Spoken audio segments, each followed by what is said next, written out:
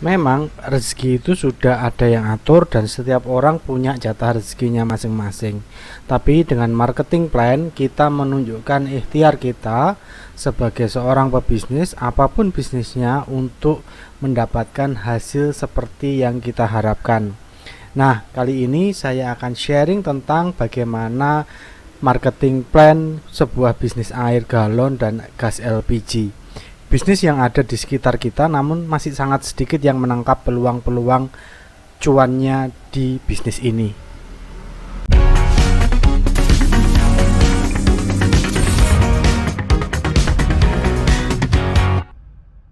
Oke, sekarang kita gali lebih jauh tentang bisnis air galon dan gas LPG ini. Ada tiga aspek yang perlu kita perhatikan dalam marketing plan. Jadi ini marketing plan sederhana ya, ide-ide marketing plan sederhana. Boleh dipakai, boleh enggak, karena ini ide saya aja. Kalau bermanfaat, alhamdulillah. Kalau enggak ya skip aja, enggak perlu dilaksanain. Sesuaiin aja dengan bisnisnya dan kondisinya. Nah, yang pertama kita harus tahu dulu rasa frustasinya konsumen. Jangan hanya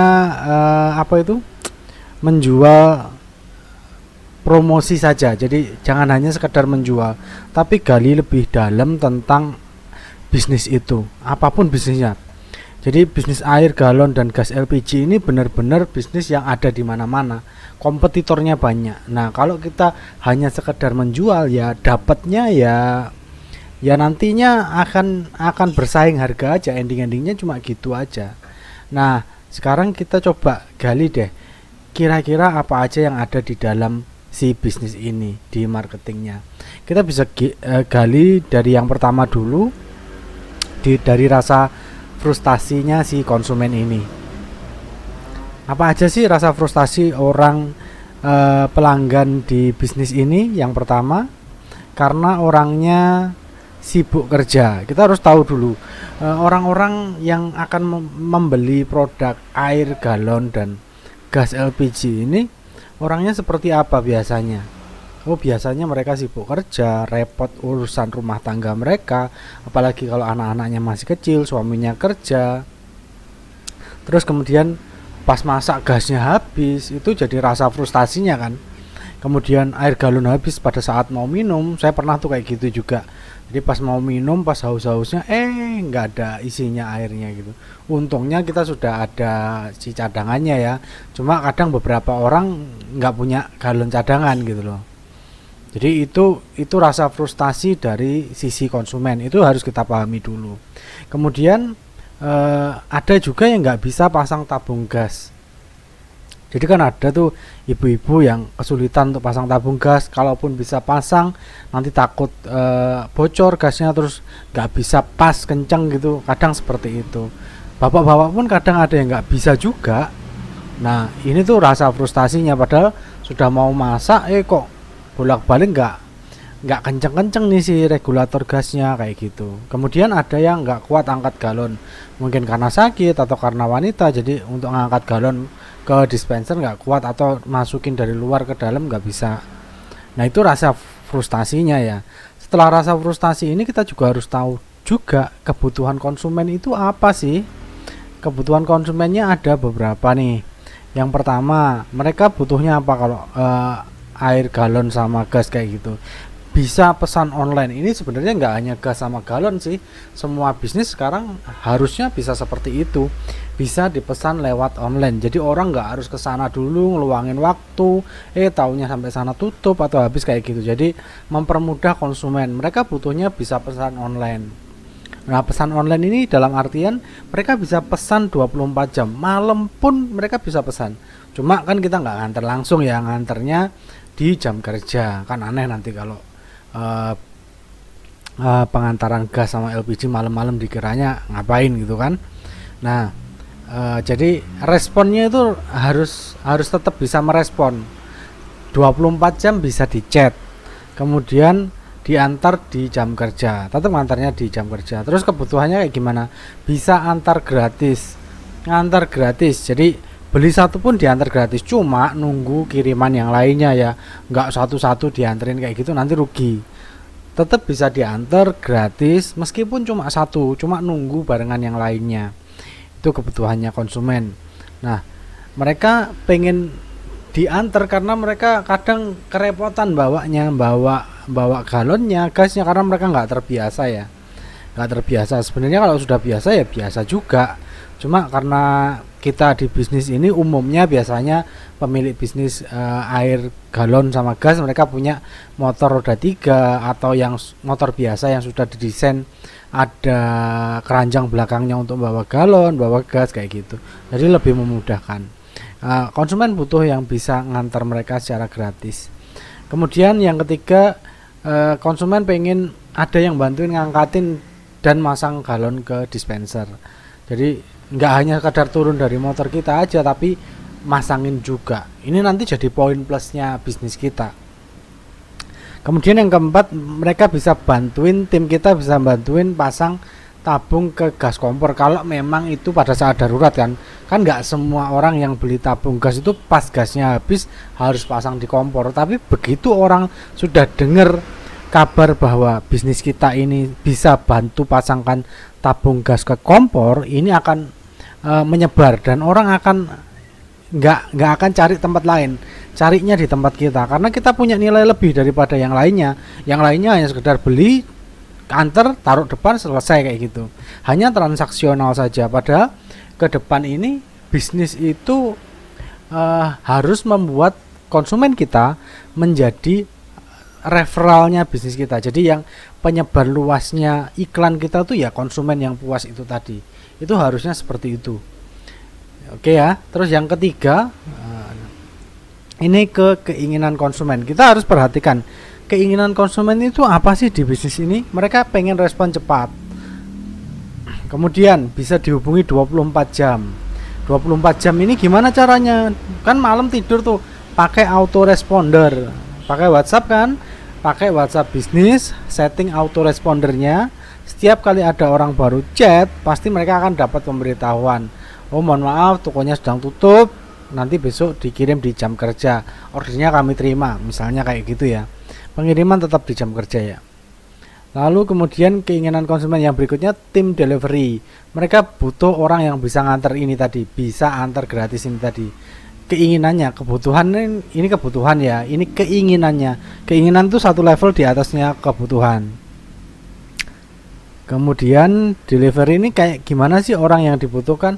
Ramah, sopan, pakaian bersih, wangi, cekatan. Nah ini tuh yang umumnya diinginkan orang ya. Karena saya ngelihat sendiri banyak orang yang kalau sudah kerjaannya seperti ini sudah jadi rutinitas, nantinya mereka jadi nggak ramah, jadi jutek, jadi pendiam, kayak nggak pernah ngomong ya, cuma nganter kayak robot. Nah itu yang perlu kita perbaiki di tim delivery kita. Mereka harus ramah, sopan, pakaiannya bersih, jangan pakaian kotor kayak gitu dipakai untuk kerja, orang males. Memori tentang bisnis kita nanti jadinya jelek. Nggak harus bagus, tapi pakaiannya itu bersih deh. Pakaiannya bersih, kemudian kalau bisa sih wangi. Tetap meskipun kerjanya fisik kayak gitu kan, kerja nganter-nganter gitu, kalau bisa tetap pakai parfum lah. Jadi orang tuh happy ketemu tim kita, bukan hanya mereka dapat secara transaksional aja, kan kita pengennya keberlanjutan, nggak hanya orang cuma beli sekali dan menyebar ke orang-orang yang lainnya. Kemudian cekatan ya, cekatan ini bukan mereka kayak males-malesan kerja gitu, enggak ya, jadi mereka totally membantu kebutuhannya si konsumen ini, makanya cekatan. Misalkan si konsumen ini cuma ibu rumah tangga di rumah, mereka sama anaknya, dan kelihatannya kok anaknya lagi rewel, ya bilang aja, Bu, izin saya bantu masukkan ke dapur sekalian ya, misalnya kayak gitu. Kan kelihatan rewel gitu anaknya, jadi itu jadi solusi untuk konsumen, memenuhi keinginannya konsumen. Kemudian konsumen pengen apa lagi sih di bisnis ini? Umumnya mereka pengen kupon dan undian. Jadi mereka ada bonusnya, mereka pengennya ada bonusnya. Kok bonusnya bisa berupa kupon, diskon, beli 10 gratis 1, atau berapa deh, beli 8 gratis 1, yuk terserah. Tapi pastikan di kupon itu sudah ada 3 stempel terlebih dahulu. Jadi kita kasih gratis 3 stempelnya dulu, jadi nanti dihitung secara keuangannya. Jadi dikasih stempel supaya orang itu tertarik untuk ngisi stempel berikutnya. atau tanda tangan berikutnya kayak gitu. Jadi orang nggak dikasih kupon kosongan karena berbeda, nanti secara emosional berbeda. Kasih kupon yang sudah ada stempelnya 3, terus kita jelasin pas ngasih, Bu ini kita kasih 3 ya karena ibu pelanggan baru, karena bapak pelanggan baru, kita kasih kuponnya 3. Nah nanti kalau kuponnya udah habis, udah tukerin kan, di berikutnya kita kasih kupon lagi, tapi stempelnya bukan 3, bisa dikurangi jadi 2, tapi tetap ada stempel yang sudah ada. Itu untuk pancingan supaya mereka mau untuk ngisi kayak gitu. Kemudian di bonus yang kedua itu ada undian hadiah, kalau bisa per periode 3 bulanan. Jadi mereka nggak akan lari dari kita, mereka akan tetap stay sama bisnis kita. Undian ini bisa HP yang sekarang HP ya, atau apa deh, sepeda anak misalnya kayak gitu. Sepeda anak harganya kemarin 200-300 ribu gitu sudah dapat ya kayaknya, sepeda anak gitu. Tapi kan judulnya sepeda anak, mereknya bebas. Tapi orang-orang sudah menautkan hatinya di bisnis kita, nggak akan kepindah ke yang lain, karena sayang tuh kalau pindah ke yang lain karena nanti 3 bulanan nggak bisa ikut undian misalnya kayak gitu. Jadi bonus ini mereka yang umumnya diinginkan sama si konsumen. Kemudian keinginan yang terakhir nih, ini yang terakhir ya, ini keinginan yang terakhir, mereka pengen sebenarnya kita punya produk pelengkap, karena saya aja beli sendiri produk pelengkapnya. Produk pelengkap ini bisa macam-macam nih, ada beberapa ya. Ini yang kepikiran dari saya, nanti mungkin bapak ibu kepikiran yang lain ya. Yang pertama pompa galon elektrik, karena saya nggak pakai dispenser ya, saya pakai galon supaya bisa dipindah kemana-mana. Kemudian misalnya dudukan miring untuk galon, yang sebelum ada zamannya pompa galon elektrik ini, dulu ada dudukan miring untuk galon untuk air minum. Agak ribet sih, karena kan harus ngangkat ke atas ya. Kemudian alat angkat galon, angkat galon ini kalau nggak salah harganya dulu 10 ribuan ya. Itu di online, di offline belum banyak yang jual, di offline. Jadi alat angkat galon ini untuk membantu orang supaya lebih mudah angkat galonnya, supaya mereka nggak harus bungkuk bawa galon dan berbahaya kalau itu. Kalau angkat galon ya, nanti cari aja di Google ya bentuknya kayak gimana. Lalu kemudian pengaman tambahan untuk regulator gas. Nah ini ada beberapa orang yang takut regulatornya lepas, kita bisa kasih tambahan regulator, pengaman tambahan regulator. Kemudian karet tabung gas. Nah ini yang sering nih, karet tabung gas umumnya kalau dari pusat, dari si distributornya, dari stasiun pengisian gasnya, biasanya karetnya ada yang robek, ada yang nggak pas, kemudian dipasang regulator itu nggak bisa kenceng, terus kemudian gasnya bocor misalnya kayak gitu. Nah biasanya saya nyari-nyari itu, kesulitan nyari-nyari karet yang lama. Nah kita bisa beli kulaan karet tabung gas yang bagus. Jadi ini membantu orang supaya mereka nyelesain masalahnya itu tadi. Terus kemudian gelas minum plastik. Nah ini pelengkapnya untuk si galon ini tadi, untuk minumnya. Biasanya mereka mau kemana atau ada tamu apa, itu pas ada tukang misalnya, mereka sedang perbaikan rumah, nggak ada gelas di rumah, atau mereka malas nyuci gelas, pakai gelas plastik misalnya kayak gitu untuk gantian. Jadi kayak gitu. Jadi ini produk pelengkap ini untuk nambah income kita di bisnis galon sama gas ini tadi. Jadi nggak banyak orang perhatian dengan hal-hal kecil seperti ini ya. Jadi ini tuh bisa nambah untung profitnya dari tempat kita.